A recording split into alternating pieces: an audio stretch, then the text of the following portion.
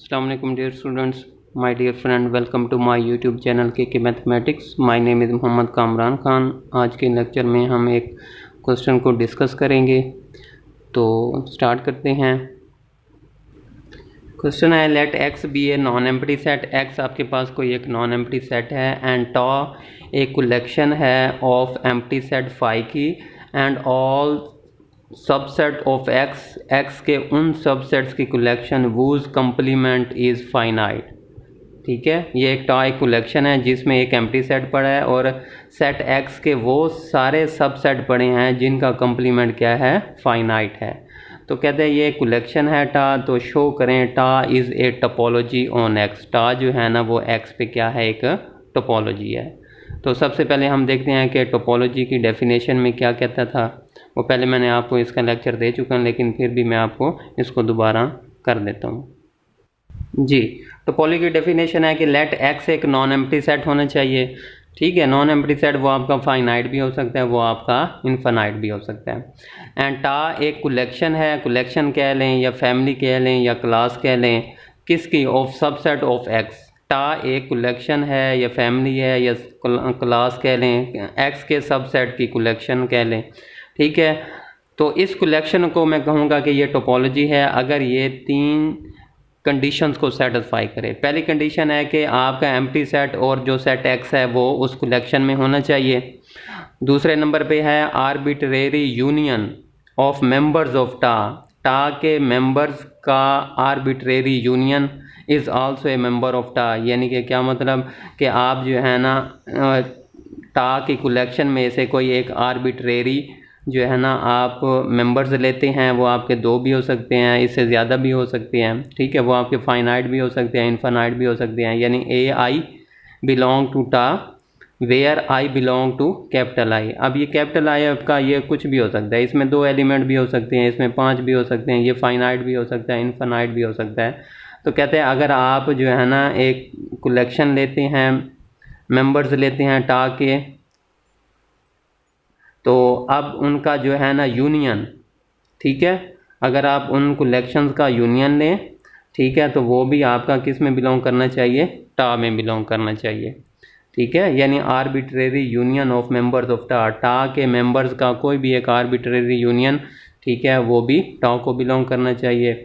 और intersection of finite collection of टा, टा के फाइनाइट मेंबर्स का आप इंटरसेक्शन लें तो इंटरसेक्शन भी आपका टा में बिलोंग करना चाहिए। यानी कि ए आई ये है सबसेट हैं या एलिमेंट्स कह लें या मेंबर्स कह लें, बिलोंग करते हैं टा को, where I is equal to 1 2 3 up to सोन एन। यानी कि फाइनाइट नंबर्स हैं या फाइनाइट मेंबर्स हैं टा के, अगर आप उनका इंटरसेक्शन लें, अगर इंटरसेक्शन भी टा को बिलोंग कर जाता है तो हम कहते हैं कि ये जो है ना intersection of finite collection of tau is also a member of tau. यानी कि इसका इंटरसेक्शन भी उसी टा में बिलोंग कर गया, तो फिर हम टा को कहेंगे कि ये क्या है, टोपोलॉजी है एक्स के ऊपर।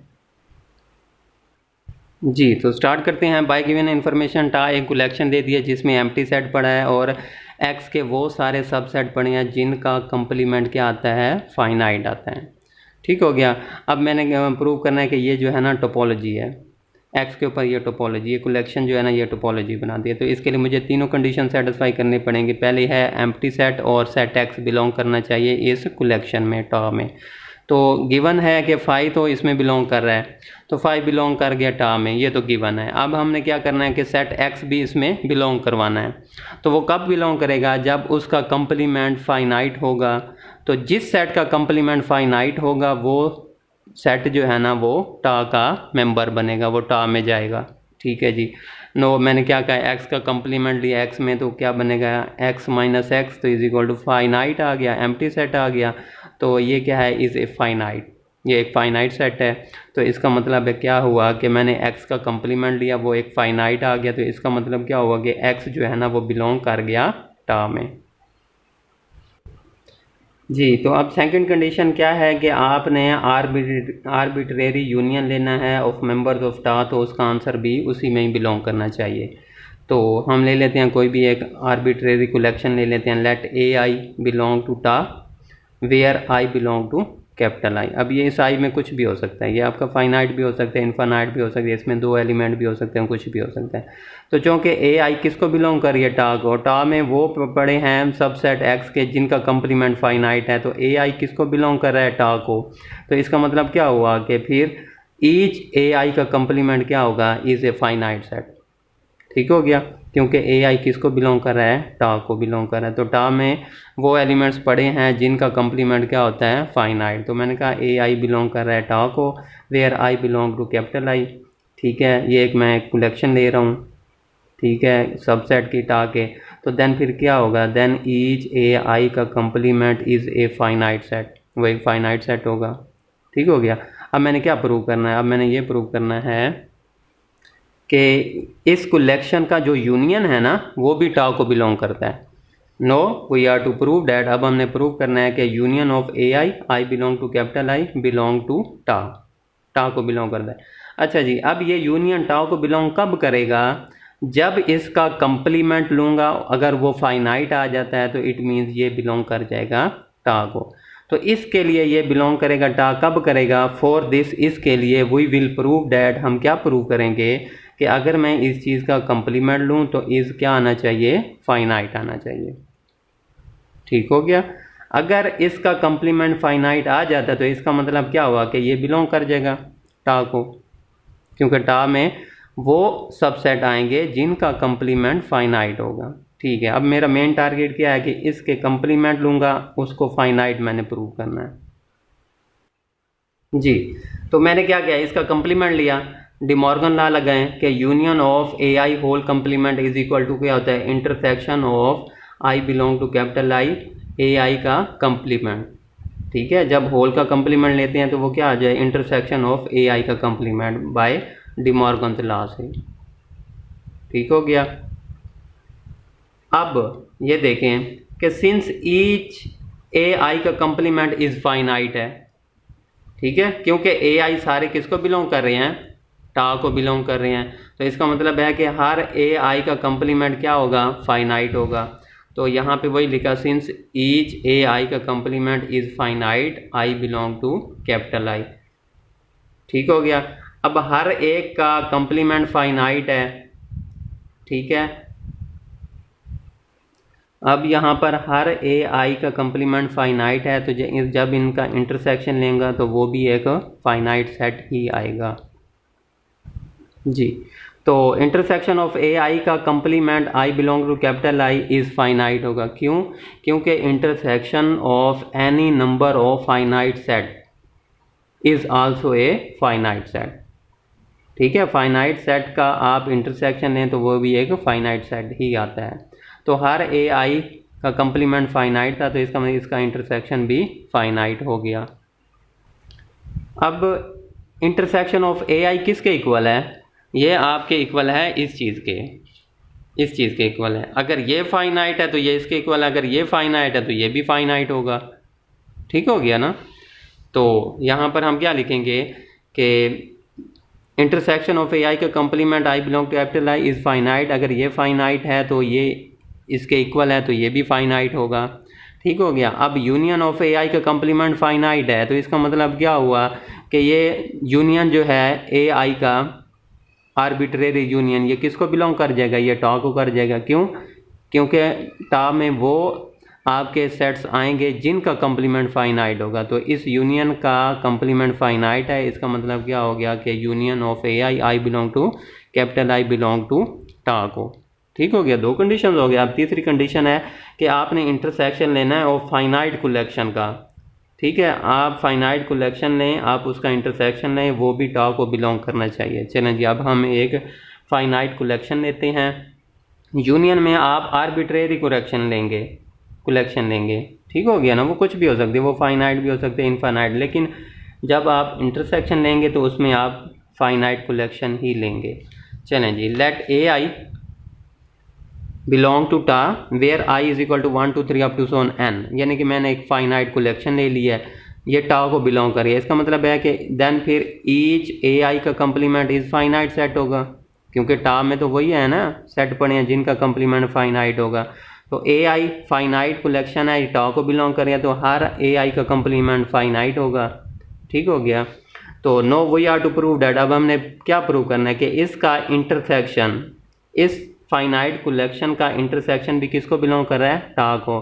और टा को कब बिलोंग करेगा, जब इसका कंप्लीमेंट फाइनाइट होगा। तो फॉर दिस, इसके लिए वी विल प्रूव डैट, हम क्या प्रूव करेंगे कि intersection of A I I is equal to 1 to n का complement is equal to this.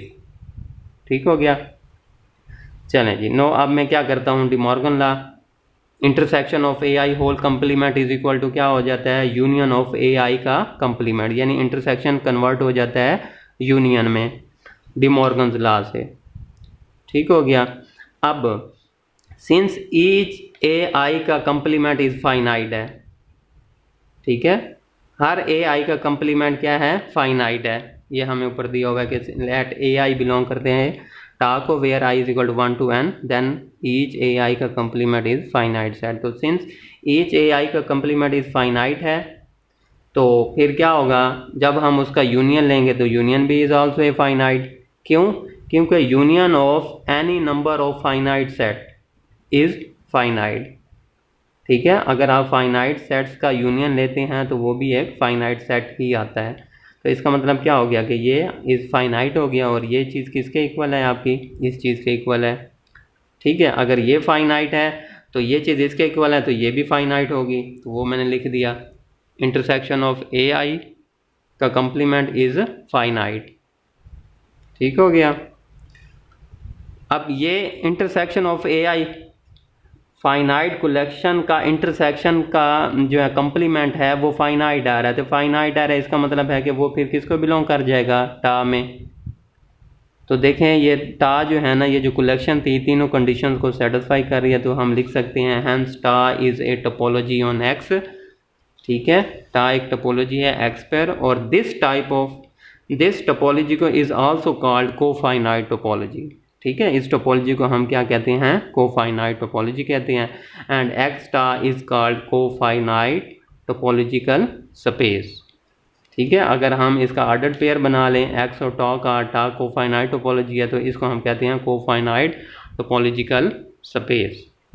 ठीक हो गया। तो ये एक क्वेश्चन था, इसको मैंने बड़ी डिटेल से बहुत टाइम लगा के इसको मैंने लिखा है आप लोगों के लिए, और उम्मीद करता हूँ आपको समझ आ गई होगी। अब इसके कुछ मेन पॉइंट्स हैं, अब उसकी तरफ आते हैं, कुछ रिमार्क्स हैं जी। इफ़ x इज़ फाइनाइट, ठीक है, अगर x फाइनाइट होगा देन फिर आपकी जो है कोफाइनाइट टोपोलॉजी वो डिस्क्रीट टोपोलॉजी के इक्वल होगी।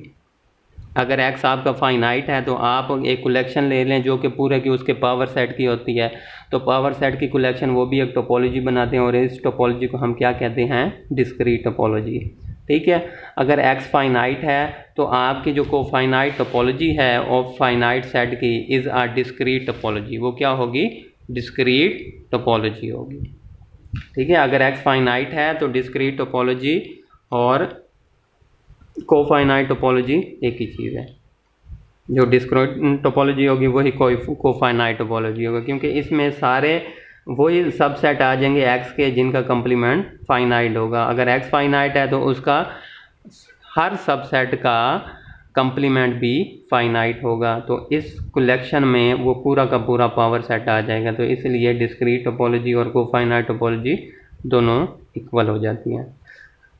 अगर x सिंगलटन सेट है फिर आपका क्या होगा, if x is a singleton set, तो फिर आपकी जो इनडिस्क्रीट टोपोलॉजी होती है, डिस्क्रीट टोपोलॉजी और कोफाइनाइट टोपोलॉजी, ये तीनों सेम होंगी, इक्वल आ जाएंगी, ये एक ही चीज़ के हैं। यानी कि आपकी इससे जो टोपोलॉजी बनेगी वो इनडिस्क्रीट भी होगी, वो डिस्क्रीट भी होगी, और वो कोफाइनाइट भी होगी।